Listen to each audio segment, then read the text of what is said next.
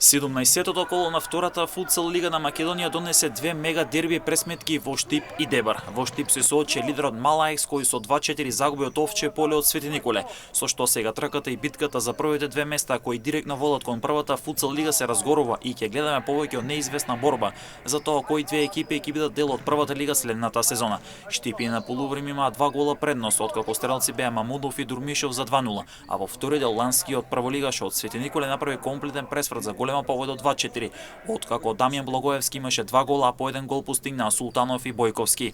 И на дербито во Дебар имаше голем пресврт на полувреме, откако на полувреме Корап имаше 6-3 предност, а на крајот загуби со 8-11 од Балкан. Лидери натаму станува Малаекс со 39 бодови на своето конто, а пак Овче поле и Балкан го делат второто место со по 37 бодови. И овие екипи ќе продолжат до крај да ја водат борбата за првите две места кои водат кон прва лига. Во однос на оснатенат пребере Партизан Југ во правеница пред својата публика го доби тимот на Карадаку. Победа загуби со 4-14 од Се Универзити, ССК Скопје го доби надпреверот со Кршијака со 5-4. Надпреверот меѓу Конзули и Енхоло не се одигра бидејќи екипата на Енхоло нема да продолжи со надпреверување во продолжението од сезоната.